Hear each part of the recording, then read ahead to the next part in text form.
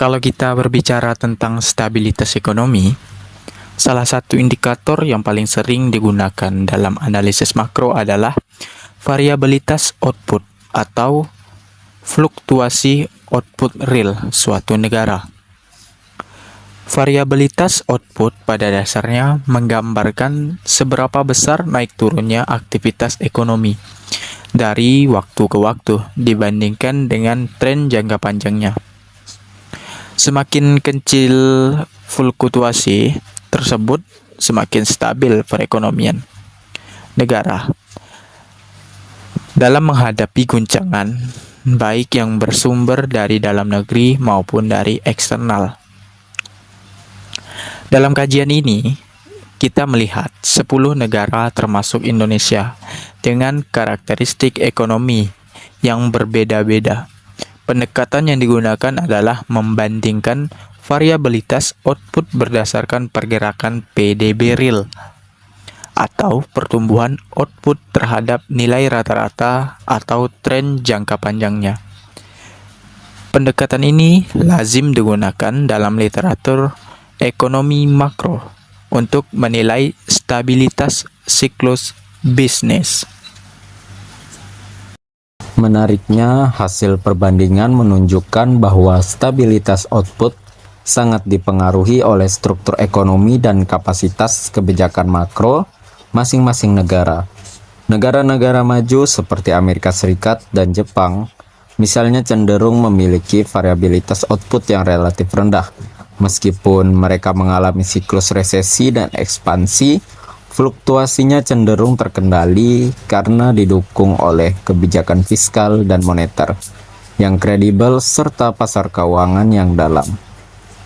Amerika Serikat menunjukkan kemampuan yang kuat dalam meredam guncangan ekonomi. Ketika terjadi krisis, kebijakan moneter ekspansif dan stimulus fiskal cepat diterapkan, sehingga kontraksi output tidak berlangsung terlalu lama. Jepang juga relatif stabil, meskipun menghadapi pertumbuhan ekonomi yang rendah. Stabilitas output Jepang lebih mencerminkan ekonomi yang matang dengan permintaan domestik yang cenderung stagnan, sehingga fluktuasi ekstrim jarang terjadi. Jika kita bergeser ke Eropa, Jerman dan Inggris memberikan gambaran cukup berbeda. Jerman sebagai negara dengan bisnis industri dan ekspor yang kuat memiliki variabilitas output pada level menengah. Dalam kondisi normal, perekonomian Jerman sangat stabil, namun ketergantungan tinggi pada perdagangan internasional membuat outputnya sensitif terhadap krisis global, seperti perlambatan ekonomi atau gangguan rantai pasok. Inggris di sisi lain menunjukkan variabilitas output yang cenderung lebih tinggi dibanding Jerman. Ketidakpastian struktural, terutama setelah Brexit, meningkatkan fluktuasi ekonomi. Meskipun institusi ekonominya kuat, perubahan kebijakan perdagangan dan dinamika sektor jasa membuat stabilitas output Inggris menjadi lebih rentan. Ketika kita masuk ke kawasan Asia, perbandingan menjadi semakin menarik. Indonesia berada pada kategori stabilitas menengah selama 2 dekade terakhir. Pertumbuhan ekonomi Indonesia relatif konsisten, terutama ditopang oleh konsumsi domestik.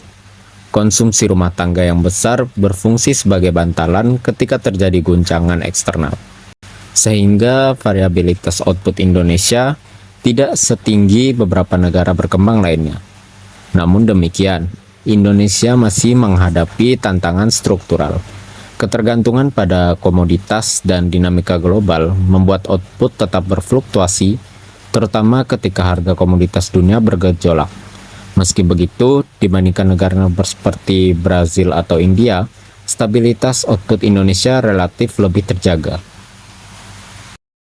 Singapura memberikan kasus yang unik sebagai negara dengan pendapatan per kapita sangat tinggi dan efisiensi ekonomi yang luar biasa.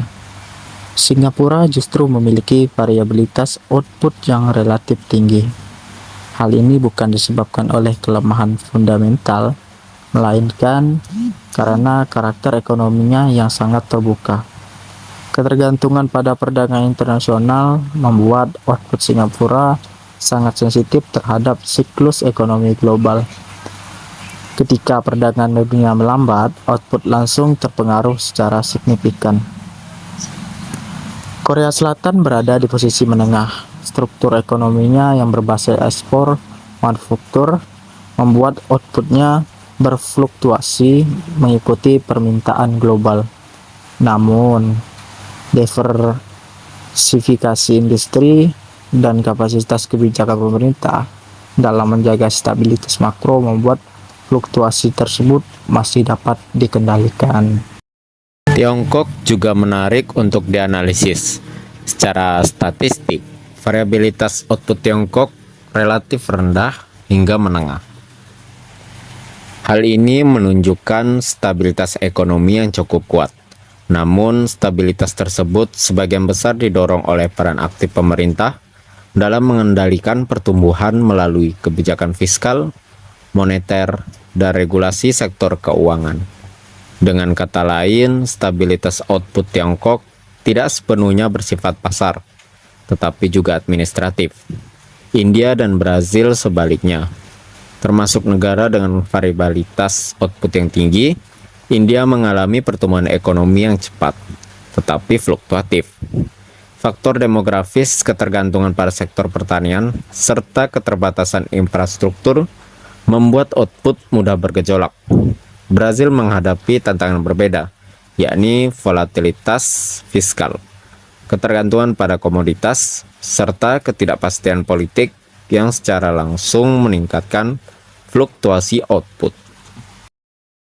Jika kita bandingkan secara keseluruhan, maka negara dengan stabilitas output tertingginya umumnya memiliki institusi ekonomi yang kuat, kebijakan stabilisasi yang kredibel, dan struktur ekonomi yang terdiversifikasi.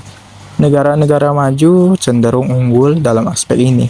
Sebaliknya, negara berkembang menghadapi variabilitas output yang lebih tinggi karena keterbatasan struktural dan ketergantungan pada faktor eksternal. Dalam konteks Indonesia, posisi stabilitas output yang berada di tingkat menengah sebenarnya merupakan modal yang cukup baik. Tantangan ke depan bukan hanya menjaga pertumbuhan ekonomi, tapi memastikan bahwa pertumbuhan tersebut semakin stabil dan tahan terhadap guncangan global. Kesimpulannya, variabilitas output adalah cerminan dari seberapa kuat suatu negara dalam menjaga stabilitas ekonominya.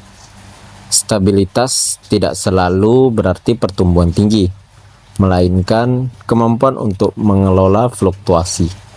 Bagi Indonesia, penguatan sektor industri bernilai tambah, diversifikasi ekonomi, dan konsistensi kebijakan makro menjadi kunci untuk menurunkan variabilitas output dalam jangka panjang.